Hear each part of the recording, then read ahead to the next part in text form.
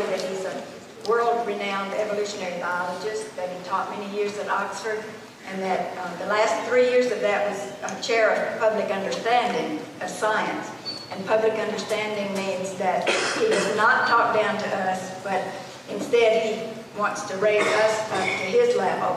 He tries to do that, and we try to comply with that as much as possible.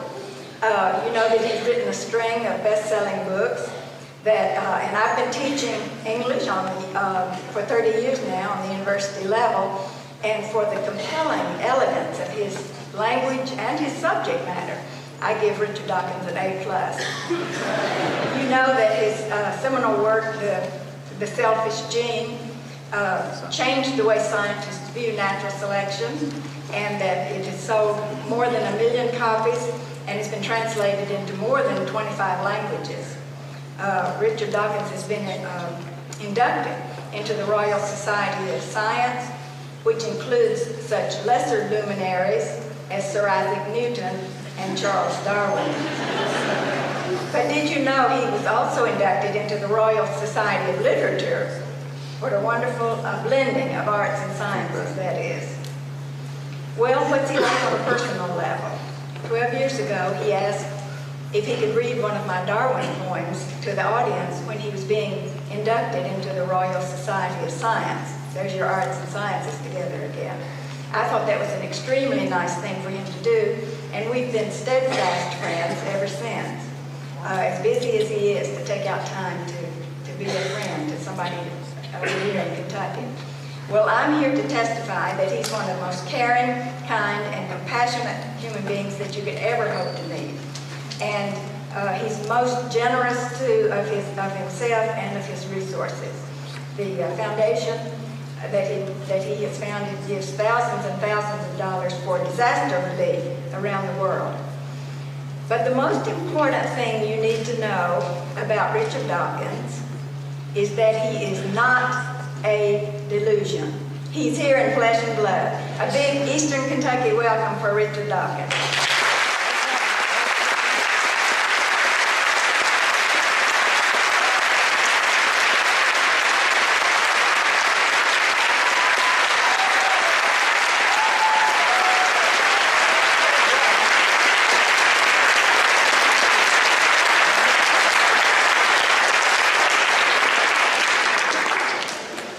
Dot, and thank you everybody. Dot and I have been pen friends for a very long time, but amazingly this is the first day we have actually met in person, though we've been corresponding for many years. Now we have another rumble going on. Did anybody else hear it? Yes,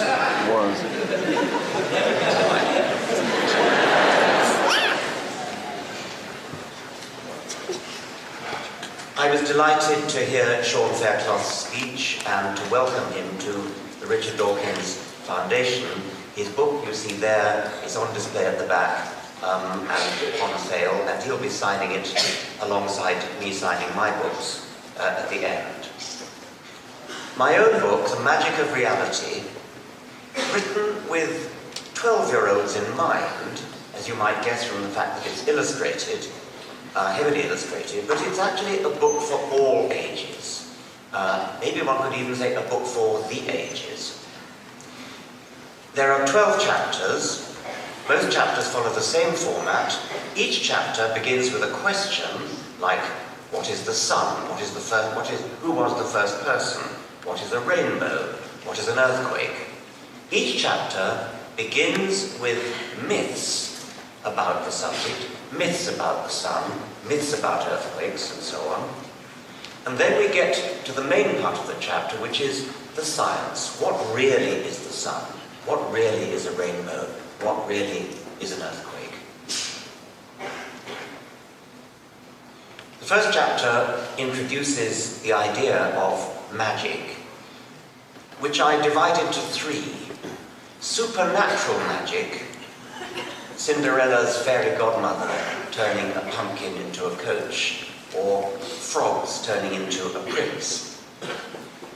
Illusion, conjuring, stage magic, which of course is just tricks. And finally, poetic magic, the one that I mean in my title, We're moved to tears by a beautiful piece of music, and we describe the performance as magical. We gaze up at the stars on a dark night with no light pollution. Breathless with joy, we say the sight of the Milky Way is pure magic. We use the same word to describe sunset over Grand Canyon, or an alpine landscape, or a rainbow against a dark sky. In this sense, magical just means moving, exhilarating, something that gives us goosebumps, something that makes us feel more fully alive. What this book tries to show is that reality, the facts of the real world, as understood through the methods of science, reality is magical in this third sense, the poetic sense, the good to be alive sense. Supernatural magic. It isn't just that frogs, as a matter of fact, don't turn into princes. There's a deeper reason why supernatural magic cannot happen. Frogs and princes and coaches are complicated things with many parts that need to be put together in a special way, a special pattern that doesn't just happen by accident. If they're not put together in that special pattern, they just don't work. Complicated means statistically improbable. And I'm talking about statistically improbable in a specific direction which you can specify in advance as being good for something. In the case of a prince, I'm not really sure what that's good for, but...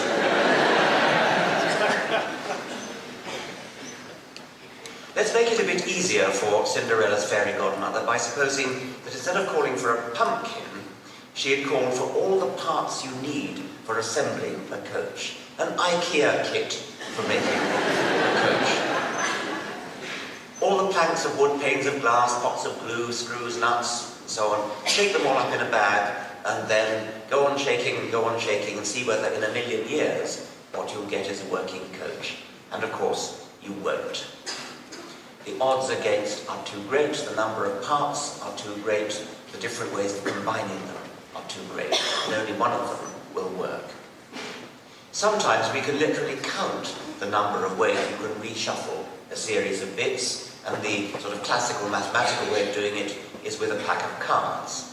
Suppose we're playing bridge, and each of 4 players is dealt the 13 cards at random.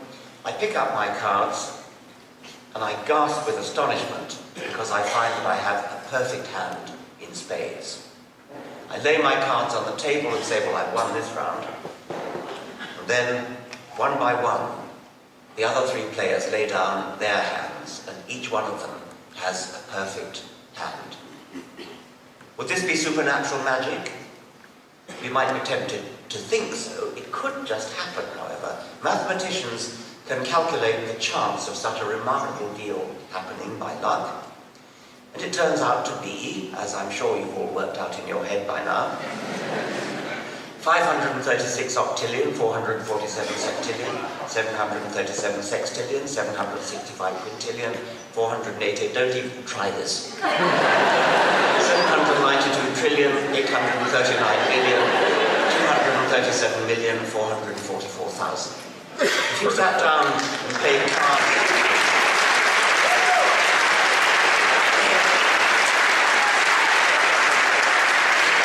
you play cards for 1 trillion years, and you might on one occasion get a perfect deal like that. But actually, of course, that deal is no more unlikely than every other deal of cards that's ever been dealt. It's just that this particular one is special. We notice it. We don't notice all the others because they're just ordinary. Living things are very much not ordinary. They're not ordinary in the sense that they work. They fly, they swim, they dig, they pursue, they escape, they climb trees, they do things which are very, very improbable. And that could not come about by chance. That cannot come about by sheer random luck. It was the genius of Charles Darwin to realize how you could get organized complexity, statistical improbability on a staggering scale in the direction of usefulness in all sorts of different ways depending upon the species, but in general usefulness in surviving and reproducing. And Darwin's secret, of course, was not randomness, but the non-random process of natural selection. Spread out over many generations, there is a random element called mutation. Mutation is random, but each mutational step is not all that improbable, not too improbable to have come about by chance. When you have a large number of generations of mutation, each one random but then non-randomly selected in a cumulative fashion, then you get the prodigies of adaptive complexity which we recognize as living things. Chapter 2, who was the first person?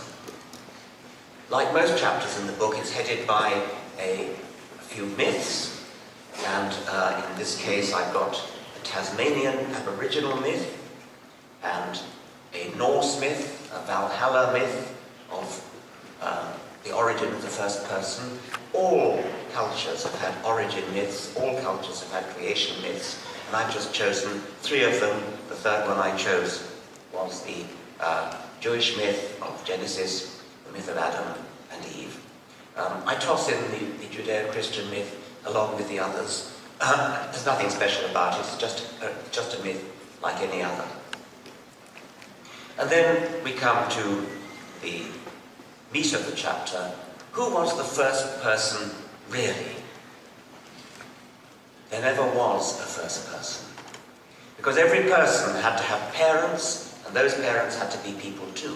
And they had to have parents, and they were people too. There never was a first rabbit, never a first crocodile, never a first dragonfly. Every creature ever born belonged to the same species as its parents. They belonged to the same species as its grandparents, and so on. And its great-great-grandparents, and its great-great-great-great-grandparents, and so on forever. Forever? No.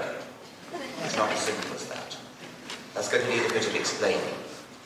A thought experiment. A thought experiment in your imagination.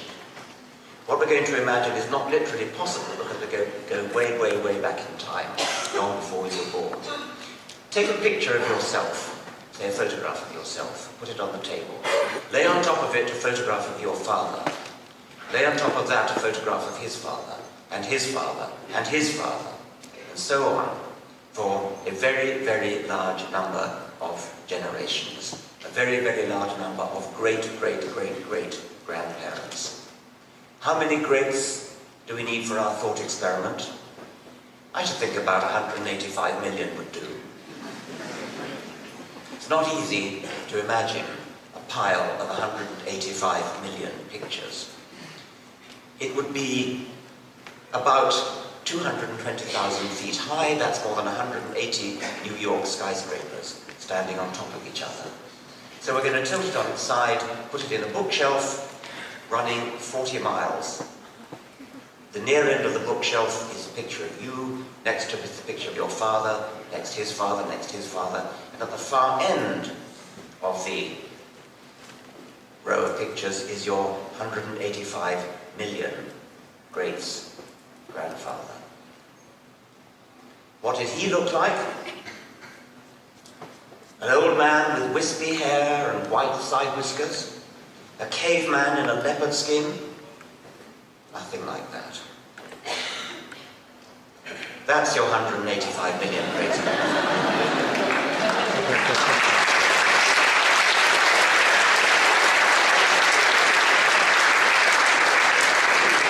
A fish. He was a fish. So was your 185 million great-grandmother. Or they wouldn't have got on.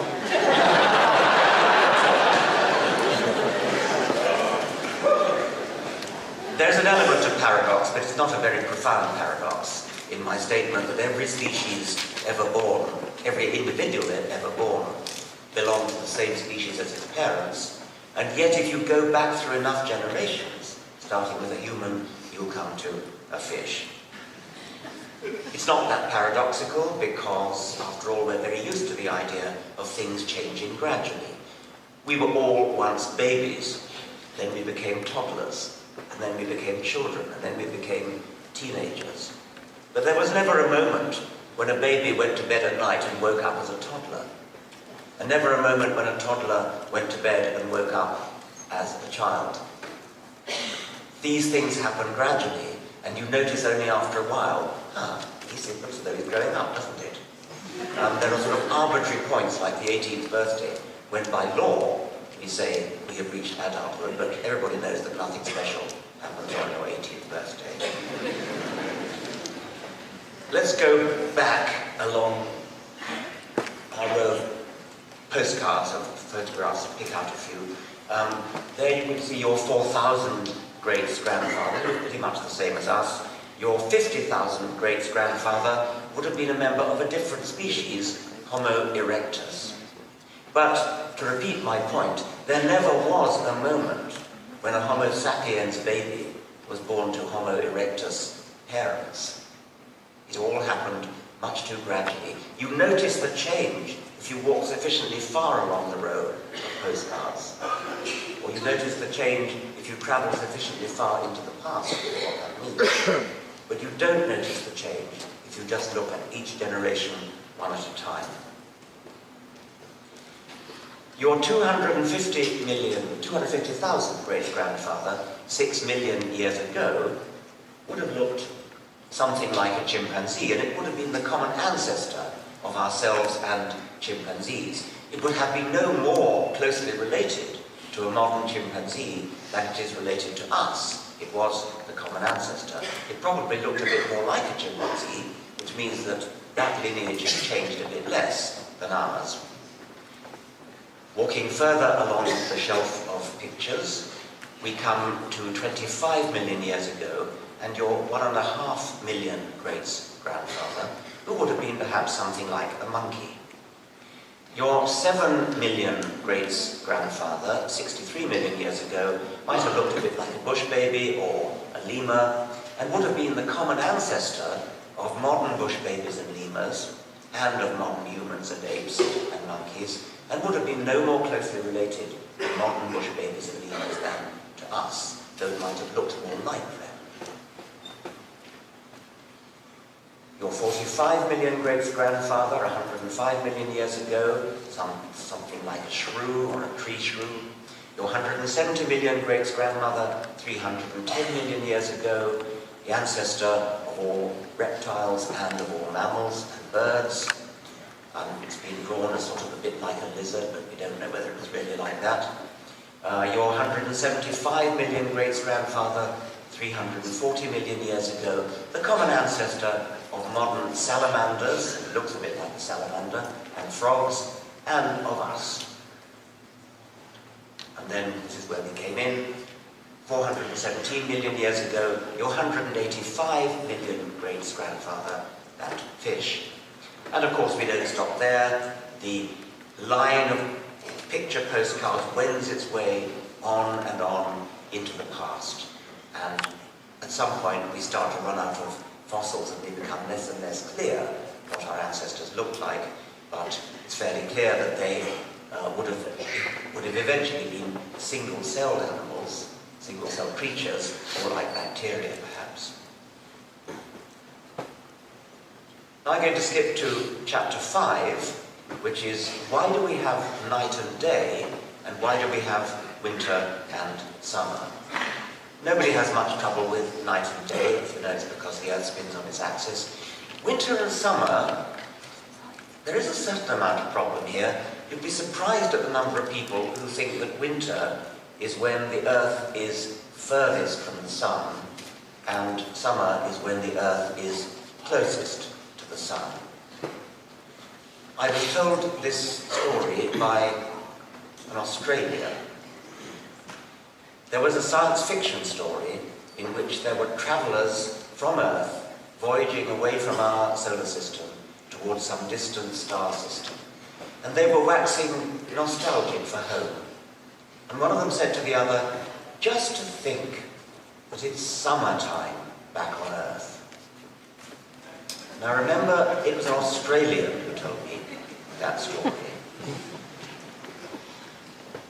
You'll get it eventually. The truth, of course, is that winter and summer is nothing to do with how close the Earth is to the Sun. The Earth's orbit is almost circular, it's not quite circular. I believe that at present we are closest to the Sun in January. And the real reason for winter and summer is the tilt of the Earth's axis. But in the course of this chapter, I wanted to explain what it means for something to be in orbit about anything. And this is a good opportunity for me to introduce the app, which goes with it. And this is a good opportunity for me to introduce the app, which goes with it. There's got to be an answer. There is an app called Magic of Reality, which contains all the text of the book and all the pictures by Dave McKean in the book. But it also, in every chapter, it has a simulation, a game, an animation. And I want to demonstrate one of those. Unplug it, I'm afraid, to plug in the iPad. I'm sorry, it only runs on the iPad.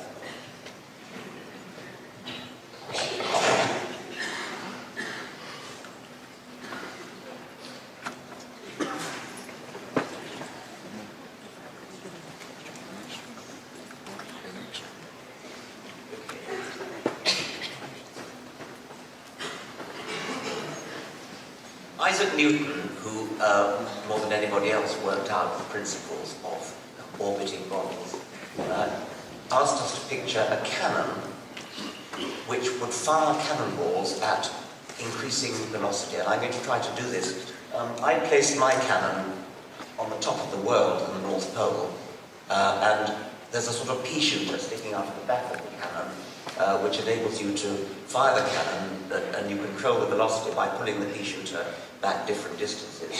And you can steer the up and down of the cannon as well. I'm going to try to do it, although I'm not very apt, if that's the right word.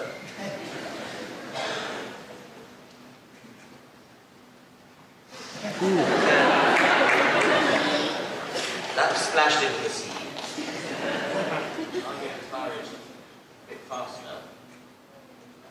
And that went into outer space. It tried to curl round and was about to go into orbit, but didn't quite make it and went off and reached escape velocity.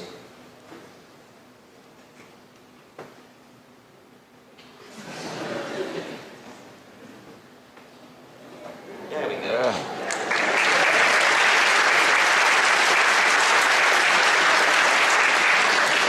And while I've got the app plugged in, I might as well demonstrate a bit more from it.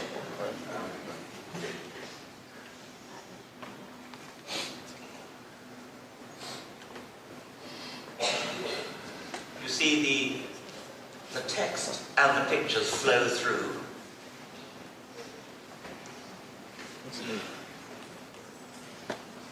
And what's that? That's another.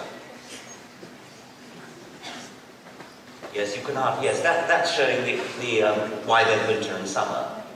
But the spotlight's a bit fierce on the screen, so it's a bit harder to see. But you can tell that it's the side that's tilted towards the sun according to the sun.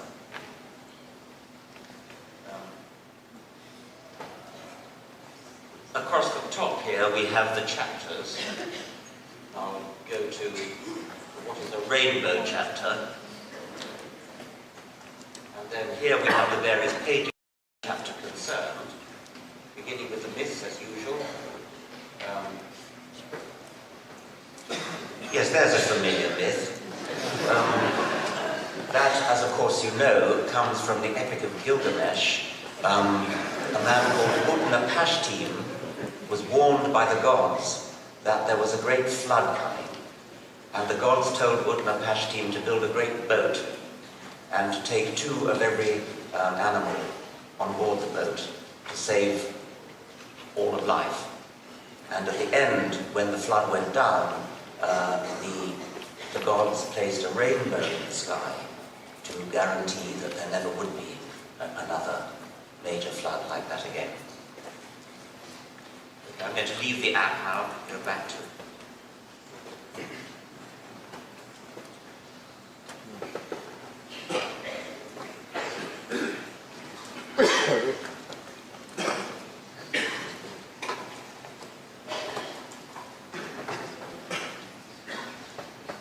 now going to skip to chapter 9, which is called Are We Alone? This is a slightly unusual chapter because it's much more speculative than the others. Most of the other chapters contain quite a lot of what we already know. Of course, it's important that in science there's a lot that we don't know. And one of the main things we don't know is whether we are alone in the universe. It's a very interesting question. Most people are fascinated by it. Carl Sagan was once asked whether he believed that there is life on other planets elsewhere in the universe. And he said, "I don't know," which is the right answer. But his questioner then pressed him and said, "But what is your gut feeling?" And Carl Sagan immortally replied, "But I try not to think with my gut."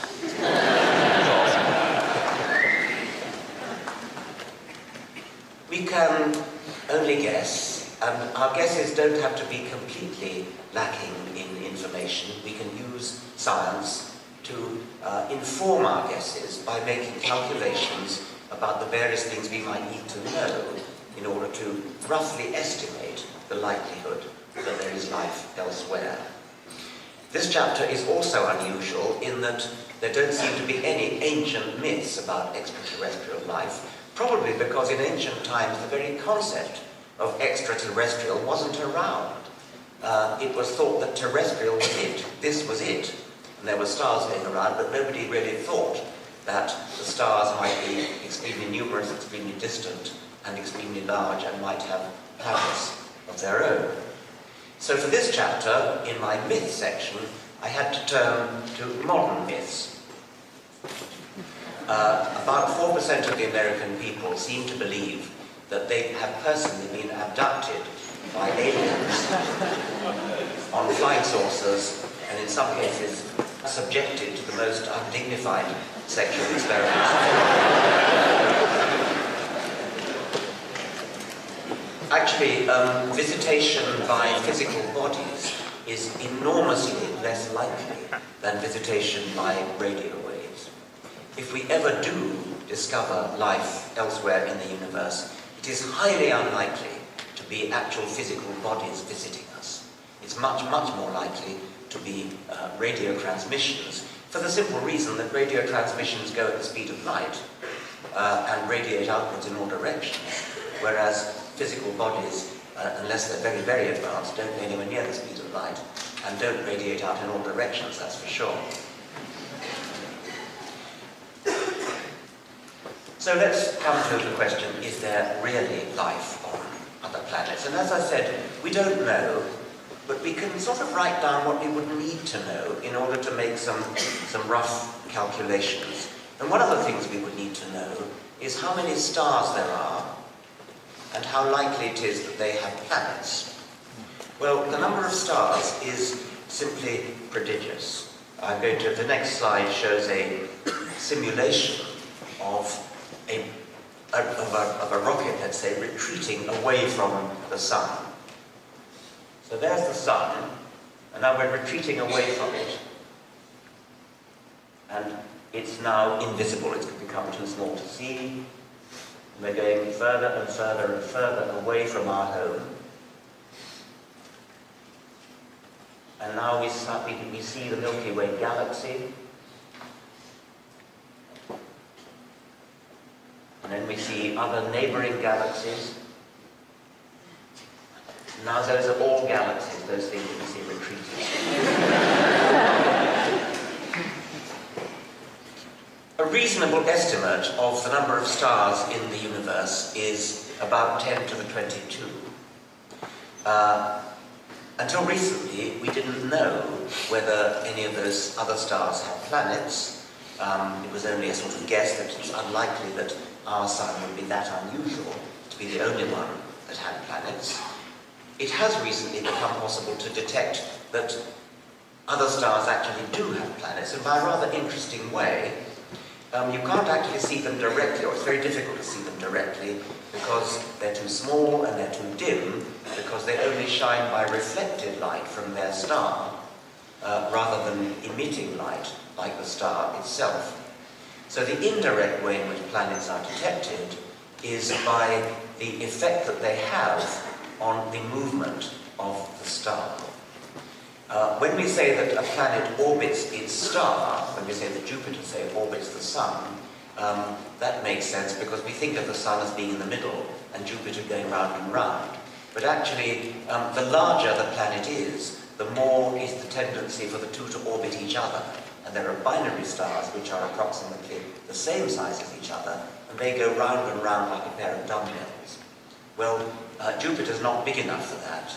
But when Jupiter orbits the Sun makes small token movements, as though sort of make a little apology for an orbit of Jupiter. We can't easily see those movements either, but what astronomers can do is measure the Doppler shift in the color spectrum of the light that's coming from the star. So when the star is moving away from us, its spectrum is shifted in the red direction, and when it's moving towards us, its spectrum is shifted in the blue direction. So if we look at the spectrum of a star, and we see that it shifts red, blue, red, blue, red, blue, with a periodicity of, say, some months, then we can infer that there is something orbiting that star with that periodicity. And it's that method that is responsible for most of what we know about extrasolar planets.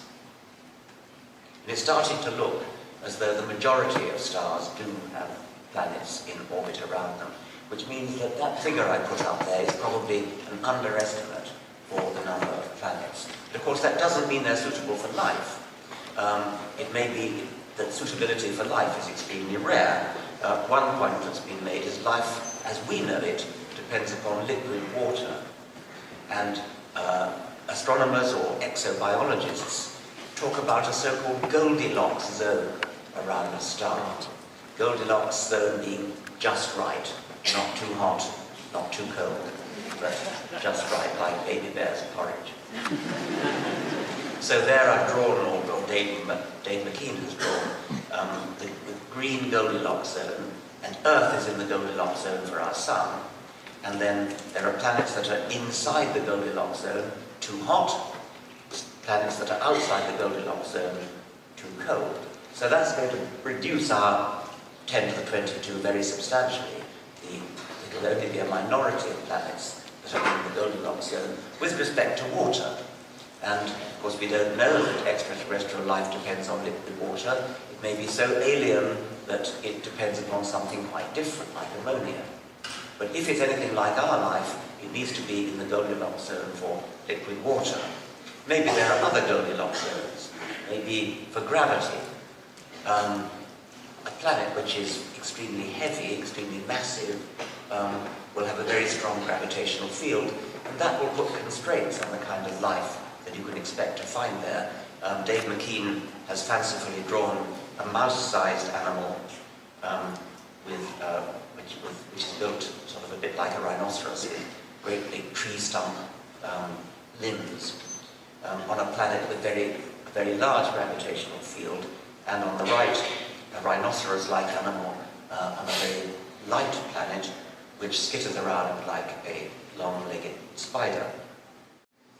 So there may be lots of different Goldilocks zones. The number of suitable planets may be rather low, but nevertheless the total number of planets is so great that we still have to contend with the very large number of available places where life could have evolved. And that leads me to the final thought that I want to have on this topic of are we alone? If you want to say, if you have a gut feeling that we are alone, if you think it's very unlikely that there is life anywhere else in the universe, then one thing that may not have occurred to you follows logically from the enormous number of planets that there are available. The origin of life,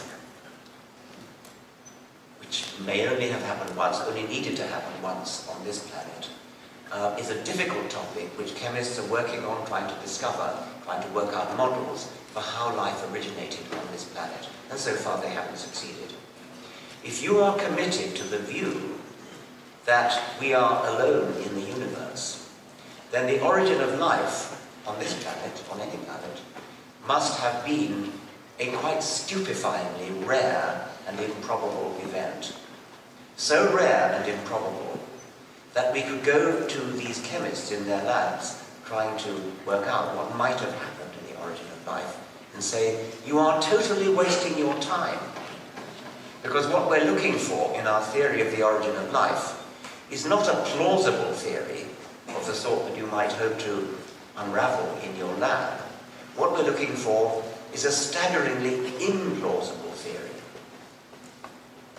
We don't want a plausible theory, because if it were plausible that life arises on a planet, then the universe would be crawling with life.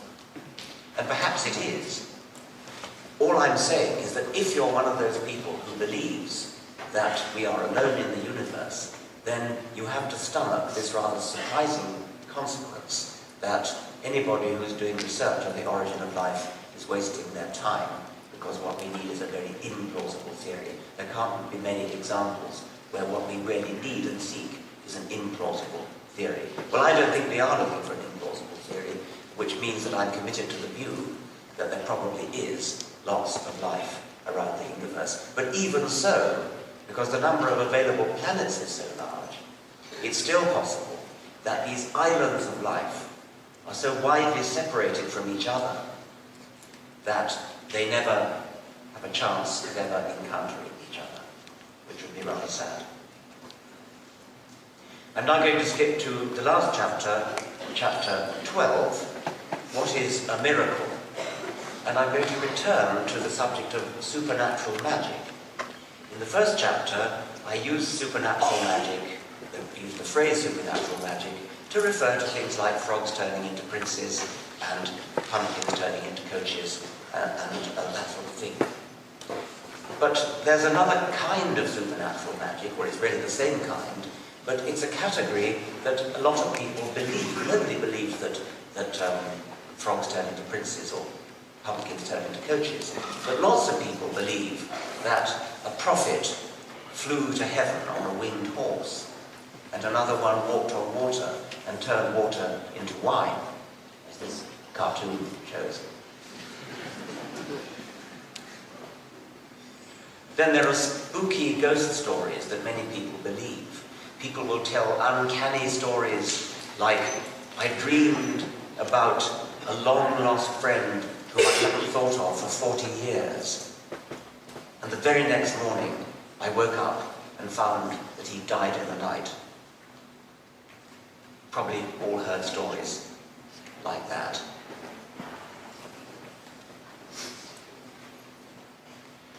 Miracle stories, rumors, get spread because people like telling stories. They spread as rumors. Nowadays with the internet, they spread as internet urban legends. This is especially one of the ways in which this happens is when somebody famous dies. Elvis Presley was seen on Mars after he died. Marilyn Monroe came back as a lettuce. Soon after Michael Jackson died in 2009, an American television crew was given a guided tour of his mansion called Neverland. And in one scene of this film, people thought they saw the ghost of Michael Jackson at the end of the long corridor. Well, I looked at the recording and I must say I wasn't that impressed, but it was enough to start rumors flying around the internet. Michael Jackson's ghost was seen all over the place, including in the hood of a car. See up there? You and I will probably recognize that these are just some clouds reflected in the car, but the eye of faith can see the face of Michael Jackson, and as you probably know, the face of Jesus and the face of the Virgin Mary are frequently seen in things like frying pans and pizzas and slices of toast.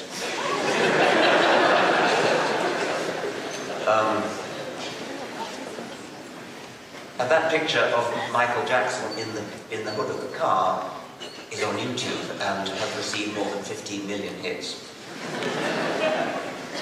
When I was a child, my family lived in an old Tudor house, about 400 years old, called Cuckoo's, and it had wonky black Tudor beams, very old and very creaky.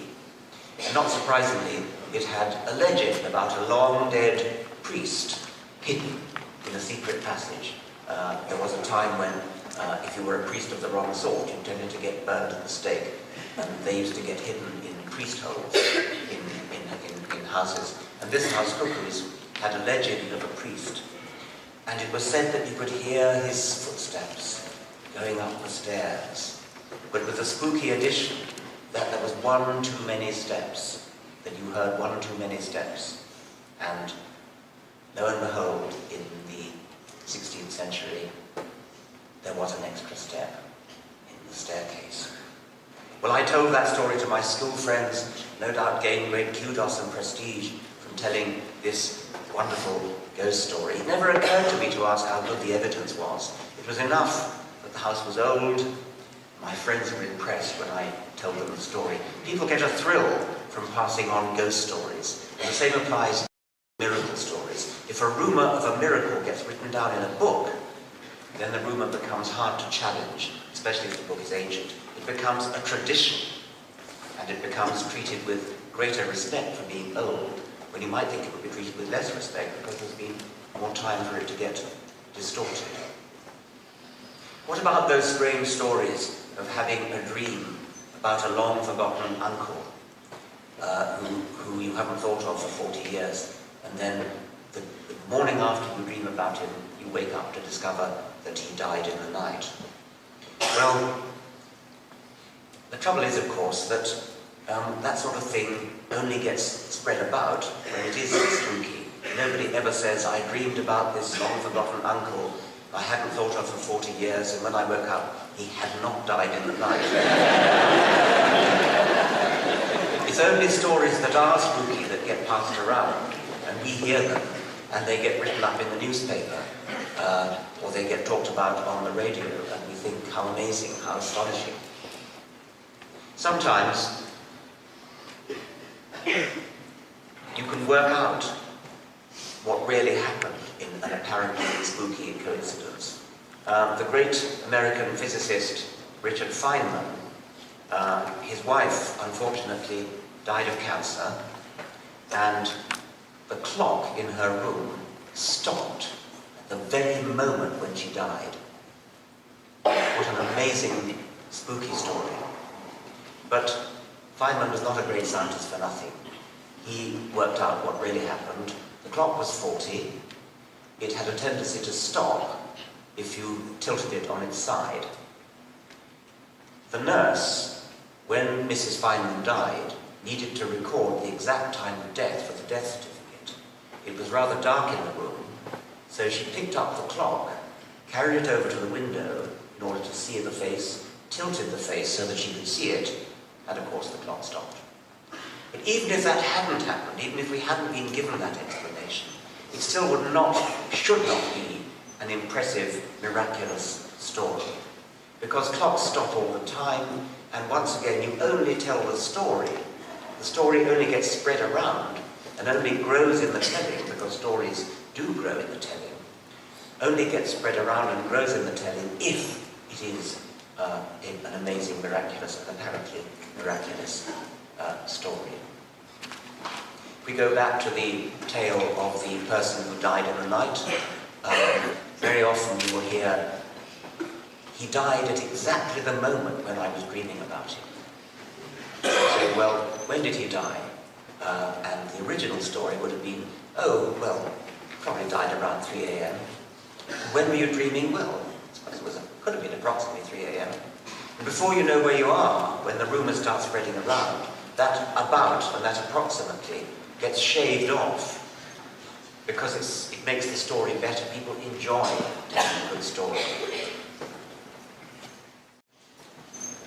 A famous miracle story is the miracle of the Virgin of Fatima.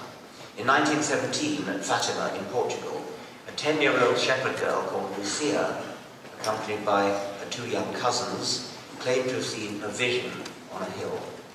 It was a woman, Virgin Mary, who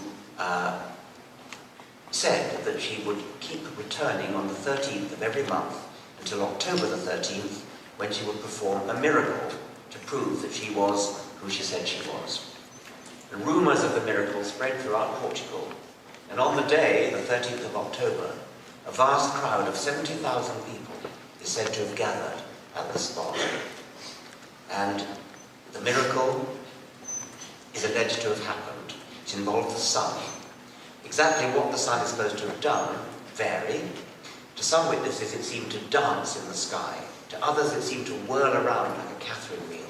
The most dramatic claim was that, quote, the sun seemed to tear itself from the heavens and come crashing down upon the horrified multitude. Just when it seemed that the ball of fire would fall upon and destroy them, the miracle ceased. The sun resumed its normal place in the sky, shining forth as peacefully as ever. What really happened at Fatima? First possibility, the sun really did come crashing down. Second, 70,000 people experienced a mass hallucination. Or third, nothing happened at all, the whole thing was misreported, exaggerated, or just made up. Well, the first possibility would have involved not just people in Portugal, but everybody in the daylight half of the world would have seen it, and what's more, it would have been the end of the world. Second possibility, 70,000 people experienced a mass hallucination. Well, that's not so improbable, but it seems far more likely that the whole incident was simply made up, never happened, exaggerated. Rumours spread. Maybe, well, one thing that happened was that Lucia told the people to stare at the sun, which is a very silly thing to do, by the way. And that in itself might well have produced a sort of hallucination of the sun moving. But if only some people saw that hallucination and told others, the story would have become exaggerated and spread until it became alleged that 70,000 people had seen this astonishing phenomenon. So the purpose of this chapter on miracles is really to encourage young people to think critically and to evaluate evidence rather than just believe what they're told because it sounds good. I don't want to give the impression that science knows everything, far from it. Science is constantly asking questions, constantly opening new doors, constantly searching and changing and admitting mistakes. Not even the best scientists of today can explain everything. But this doesn't mean that we should block off all investigation by resorting to phony explanations invoking magic or the supernatural, which don't explain anything at all. Just imagine how a medieval man, even the most educated man of his era, would have reacted if he'd seen a jet plane, a laptop computer, a mobile telephone, a GPS device. Any one of those would have been called a miracle. We don't have to go back as far as medieval times to make the point. A gang of Victorian criminals, equipped with modern cell phones, could have coordinated their activities in ways that would have looked like telepathy to Sherlock Holmes. And in Holmes's world, a suspect in a murder case who could prove that he was in New York the evening after the murder was committed in London would have had a perfect alibi. Because in the late 19th century, it was literally inconceivable that somebody could be in New York and London on the same day. Of course, nowadays it's commonplace. The eminent science fiction writer Arthur C. Clarke summed up the point as Clarke's third law. Any sufficiently advanced technology is indistinguishable from magic. If a time machine were to carry us forward a century or so, we'd see wonders that today we might think impossible, miracles. The more you think about it, however, the more you realize that the very idea of a supernatural miracle is incoherent nonsense. If something happens that appears to be inexplicable by science, we can safely conclude one of two things. Either it didn't really happen, the observer was mistaken, or was lying, or was tricked, or we have exposed a shortcoming in present-day science. If present-day science encounters an observation or an experimental result that it can't explain, then we should not rest until we've improved our science so so that it can provide an explanation. And if that requires a radically new kind of science, a revolutionary science so strange that old scientists scarcely recognize it as science at all, that's fine too. It's happened before, and it'll probably happen again. Actually, it may even be happening at this very moment, because as you may have read, there's an experiment involving the Large Hadron Collider in Geneva, firing neutrons some many miles, being picked up in Italy, and the speed of the neutrons has been measured as faster than light. Well, that goes directly against Einstein's special theory of relativity. So if that finding, if that observation is verified, because an extraordinary result like that would need a lot of verification. If it is found to be true, eliminate the first of the possibilities. If it's found to be true, then physics would have to be faced with either abandoning Einstein's special theory of relativity or acknowledging the possibility of going backwards in time.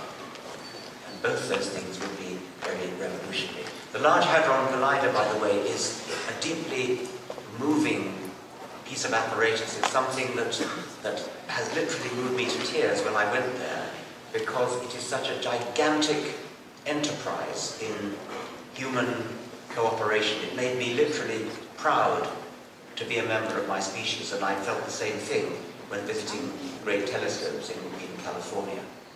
I expressed that emotion in my last book, The Greatest Show on Earth, but unfortunately the Large Hadron Collider was misprinted as the Large Hard-On Collider.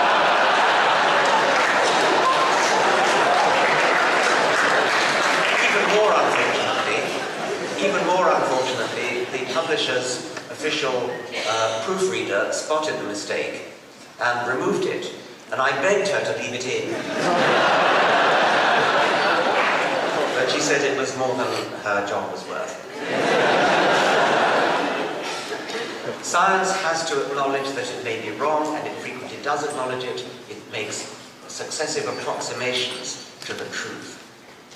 Don't ever be lazy enough, defeatist enough, cowardly enough to say, if there's something I don't understand, it must be supernatural. It must be a miracle. Say instead, it's a puzzle, it's strange, it's a challenge that we should rise to. Whether we rise to the challenge by questioning the truth of the observation, or by expanding our science in new and exciting directions, the proper and brave response to any such challenge is to tackle it head on. And until we've found a proper answer to the mystery, it's perfectly okay simply to say, this is something we don't yet understand, but we're working on it. Indeed, it's the only honest thing to do. Miracles, magic, myths, they can be fun, and I have fun with them in this book. Everybody likes a good story, and I hope if you read the book, you'll enjoy the myths with which I begin the chapters. But even more, I hope that in every chapter, you'll enjoy the science that comes after the myths. I hope you'll agree that the truth has a magic of its own. The truth is more magical, in the best and most exciting sense of the word, than any myth or made-up mystery or miracle. Science has its own magic, the magic of reality.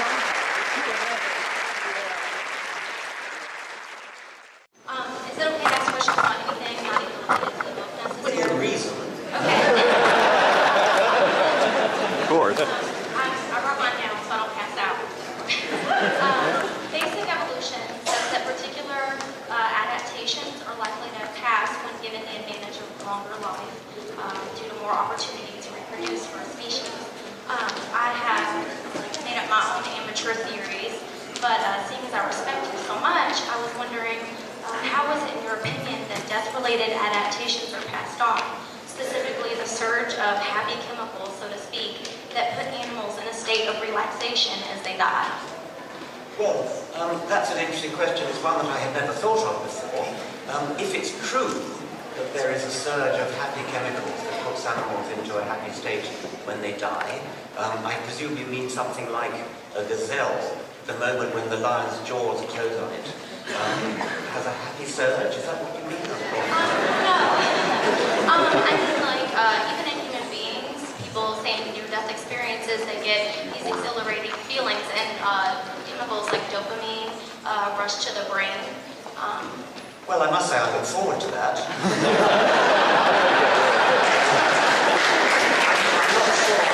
I'm not sure how general that phenomenon is. It would be very nice to think that it was. I think you're right to be at least momentarily skeptical that one could come up with a Darwinian explanation for it. I suspect that it probably doesn't have one. If it's a real phenomenon, it's probably a byproduct of something else. I wouldn't go searching too assiduously for a Darwinian explanation for that phenomenon. Thank you very much. Thank you, it's an honor.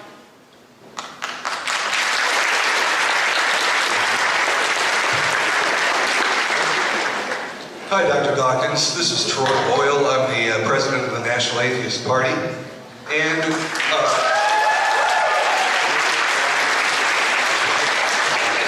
one of the things that I find happening in debates on Facebook and online and anywhere else that theists and atheists come to loggerheads is one that I like to typify by saying that it seems at the end of all debate that the theist is happier with what they consider to be their emotional truth rather than an objective or scientific standard for truth. And I'm curious how you would address that dichotomy.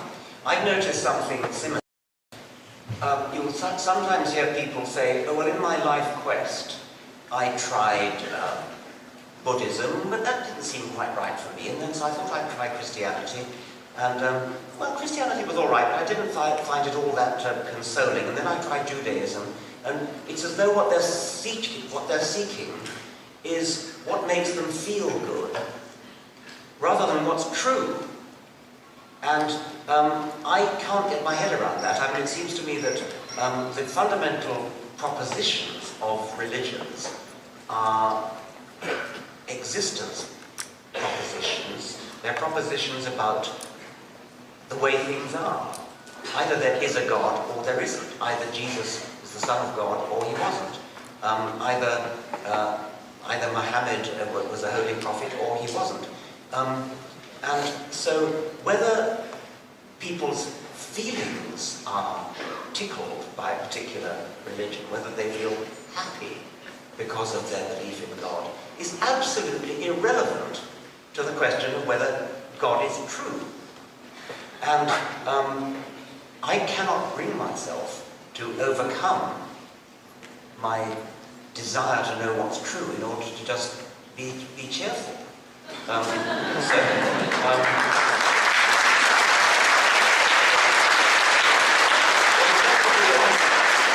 think it might have been Bertrand Russell who told the story of a woman who wrote to him and said, no, it wasn't Bertrand Russell, I beg your pardon, it was somebody else. She said, I accept the universe. And he said, by gad, she'd better. Thank you, sir. I also want to point out that I prefer the magic of reality, too. Thank you.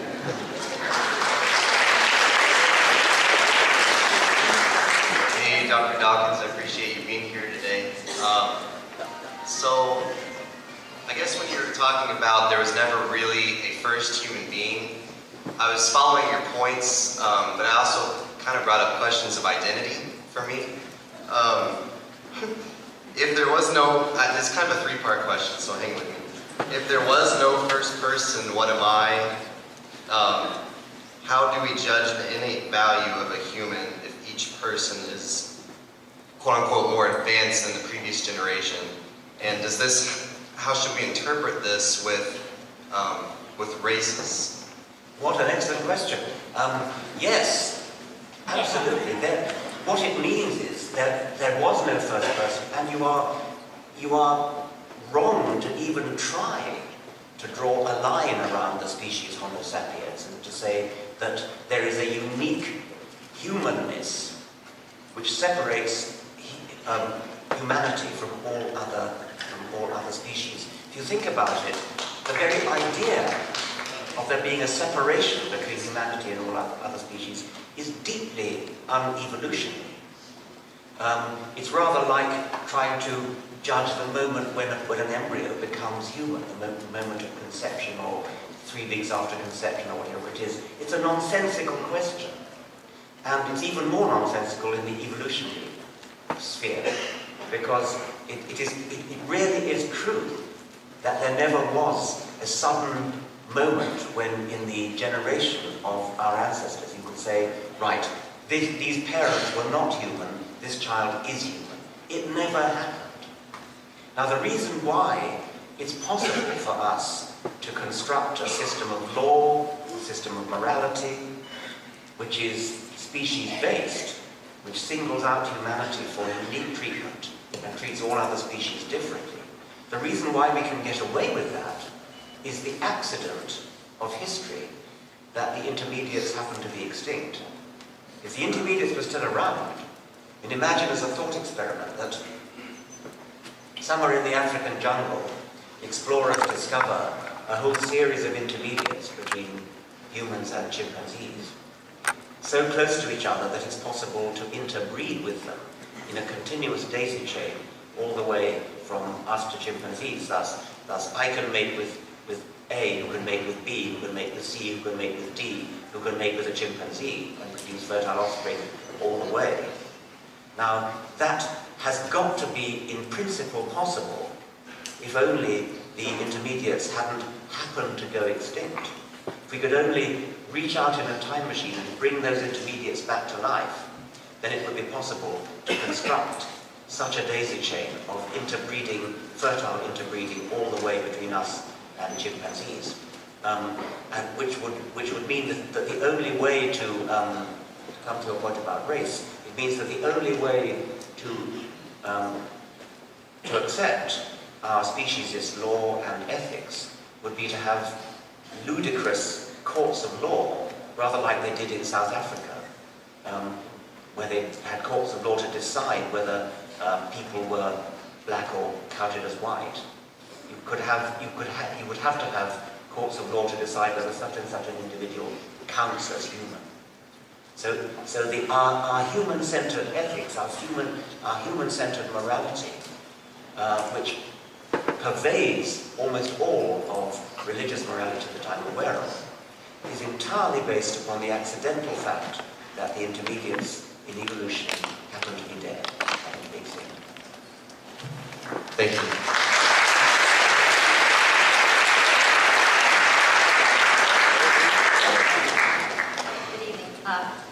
Dawkins has said that we should not be sending radio waves out into the universe to purposefully try to locate intelligent life elsewhere.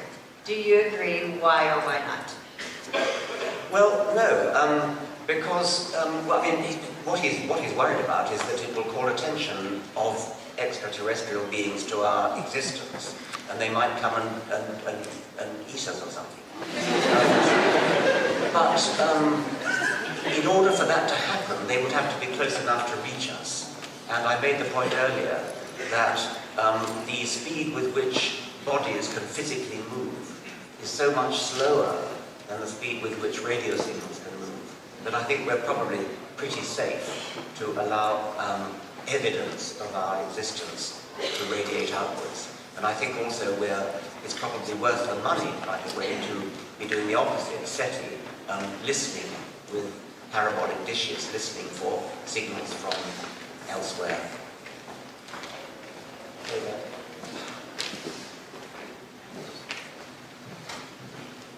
Good evening, Dr. Dawkins, audience. As Christopher Hitchens likes to say, if you would kind enough to permit me to clear my throat for a few seconds here. As it's not every night, Richard Dawkins is in Richmond, Kentucky.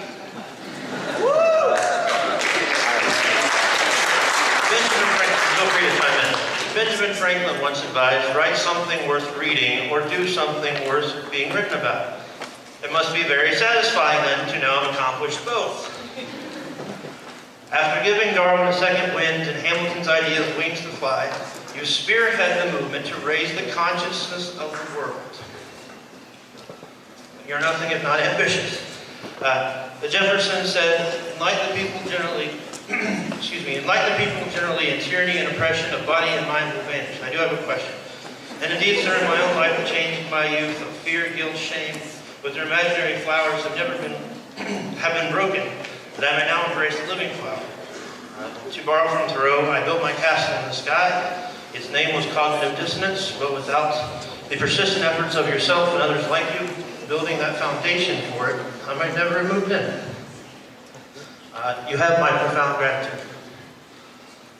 My question is, generations from now, when perhaps some of us in attendance are going through the history of scientific thought with our grandchildren, just in case, as Kipling put it, the truth you've spoken gets twisted by knaves to make a trap for fools, what specifically should we tell them was the great hope and intention of Richard Dawkins on the night that we all had the great pleasure of attending his lecture in Richmond, Kentucky? Thank you. Goodness, right.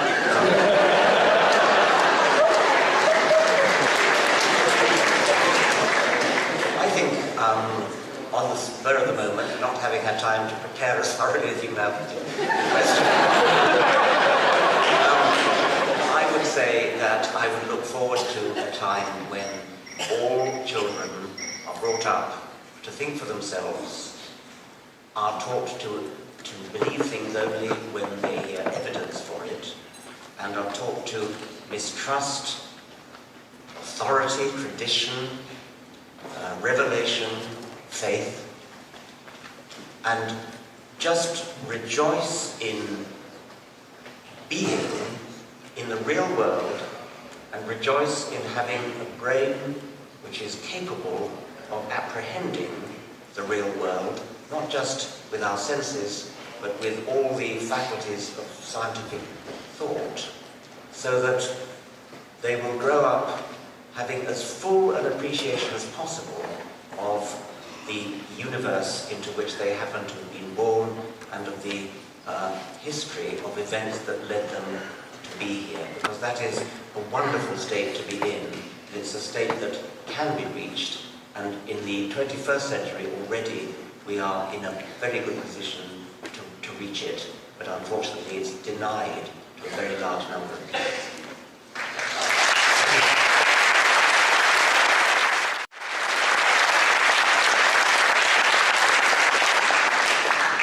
A little bit less than a year ago, I graduated from a public high school here in Kentucky. And while I was there, I had the painful position, but I think rewarding one. I had to explain to my biology teachers why they were doing me and my fellow students a severe disservice by advocating creationism over evolution. And when I was doing it, they always asked me how it began. And I gave them several theories, but I made it clear to them that we don't really know. But I'd like to be able to give them a little bit better answer. Could you maybe say, do you think there are any specific theories that are more plausible than others? Maybe the RNA world hypothesis over something else? Well, I'm shocked to hear your story of what you were taught, and I would very much like to see that state of affairs changed, and I think that's probably a political thing that has to be done. I think that means that people have to, don't you have things called local school boards where you can get elected? Please go and get elected to local school boards and do something about that. Now you ask about the origin of life, which is what preceded evolution. Evolution gets going once genetics is in existence. Once you have DNA, or something like DNA, it doesn't have to be DNA, which is an accurate replicator of coded information. Once that happens, then natural selection is very likely to follow. That's the first step, which I think must be met for life anywhere in the universe. Now, DNA does the job now, but DNA is what's been called a high-tech replicator, very unlikely to come about by sheer luck. We are now looking for something that will come about by sheer luck. DNA is not it. DNA is extremely good at self-replication, but it needs protein the executive functions of living cells are carried out by proteins functioning as enzymes, catalyzing chemical reactions and specifying which chemical reactions shall go on. So we have these two great partners in life, DNA, which is the replicator, protein, which is the executive. And each one is very good at its job and completely useless at the other. There is a catch-22 of the origin of life, which is that you can't have DNA functioning as a replicator without protein, and you can't have protein without DNA to specify the sequence of amino acids. You mentioned the RNA world theory. RNA, which is like DNA but not quite, is a moderately good replicator and a moderately good enzyme, a moderately good catalyst. RNA, in other words, can do both jobs. And the RNA world theory is a very interesting one because it proposes that the original progenitor was RNA, which did both jobs, both the replication job later taken over by DNA and the executive job later taken over by protein. And I think that probably the answer to your question is that of all the available theories at the moment, the RNA world is the one that seems to be the most promising. But your ex-teachers, or whoever it was you were arguing with, should not need to have a theory of the origin of life in order to know that their alternative is total baloney, because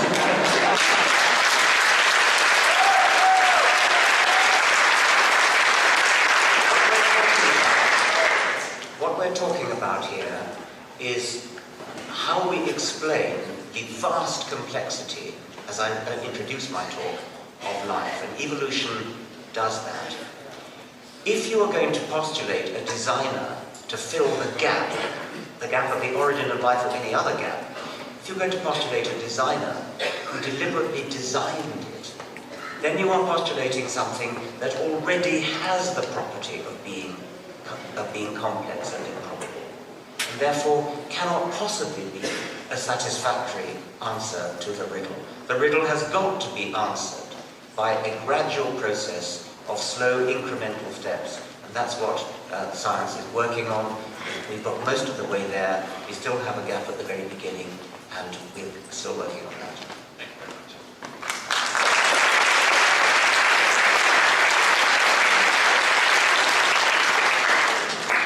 Dr. Dawkins, it's very exciting to be in the same room with you tonight. My name is Joshua Givens, and I am a student from Brescia University. It is a small Catholic university in Owensboro, Kentucky, and I prefer the magic of reality. Thank you.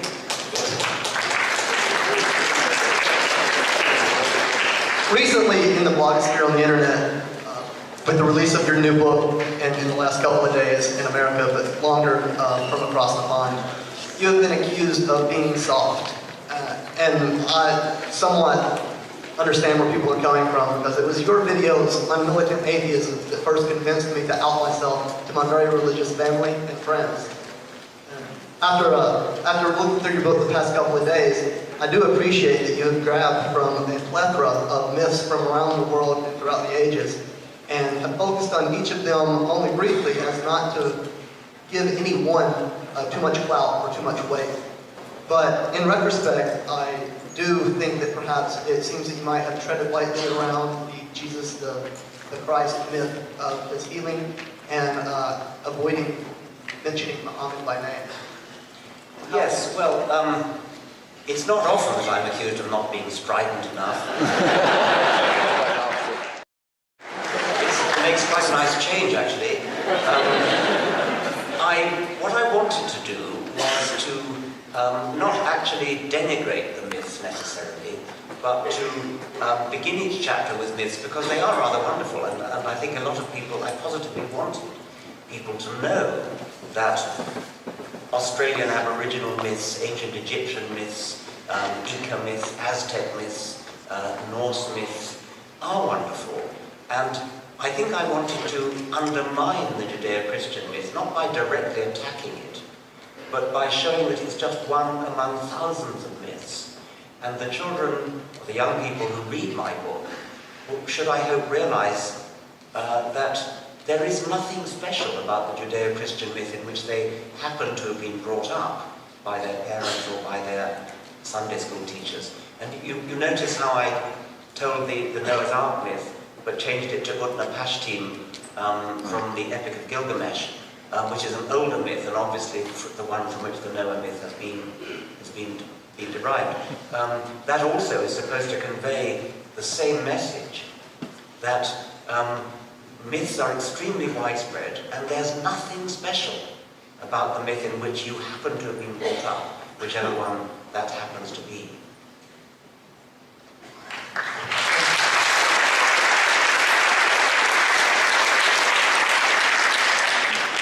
As Dr. Dawkins is willing to take more questions, we're going to have 3 more questions. And please pose your questions directly. So after this, Professor Dawkins and Mr. Sean Fairclough is going to take part in the book signing. It's a long day for them. Yes, it is. Hi, my name is Chris Booth. I'm a student at Pennsylvania University in Lexington, Kentucky. And this summer, I was browsing the internet, and I came across this article on National Geographic's website, where these scientists were looking at I think it was a radiation map of the universe, and they noticed abrasions in parts of it, and they kind of hypothesized that might lead to proof of an existence of an alternate universe. So my question, or series of questions, would be, what are your thoughts as an esteemed scientist on the possible existence of multiverses, or the multiverse idea? Right, this is a very interesting idea which quite a number of physicists are now entertaining. The idea that the universe that we can see, the universe that we believe began with the Big Bang 13.7 billion years ago, is only one universe among many, and they sometimes speak of a bubbling foam of universes, in which our universe is just one bubble. There is some evidence for this, I understand. They would have to talk to a physicist. One of the things that the multiverse theory is used to explain is the fact which some physicists allege, which is that the fundamental constants of physics, sort of half dozen or so irreducible numbers that they have no explanation for, but simply accept as numbers, that these numbers had to be the way they are, or very close to the way they are, or the universe, as we know it, could not have come into existence, could not have lasted long enough, say, to produce life. So the multiverse theory is used in the following way.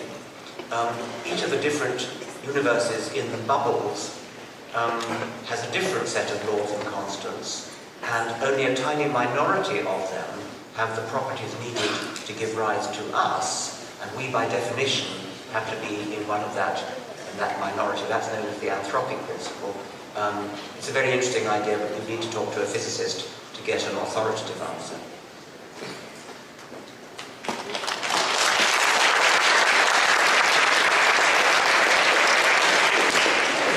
Good evening. Recently, a scientist at some convention, whose name escapes me, said that the purpose of life is to hydrogenate carbon dioxide. This seems to imply that the first prokaryotic cell, or perhaps a series of them, were born out of a state of disequilibrium between the certain elements in the environment of Earth. What are your thoughts on the implications for that, and that alone as an idea, but also in other worlds and other solar systems as well? You're not going to get a very well-informed answer from me on that. I said the last question was a question for a physicist. This is a question for a chemist, which I'm not, and perhaps you are. So given that we've only got one more question, and we haven't got time, I think I would just be waffling if I tried to answer that. Sorry.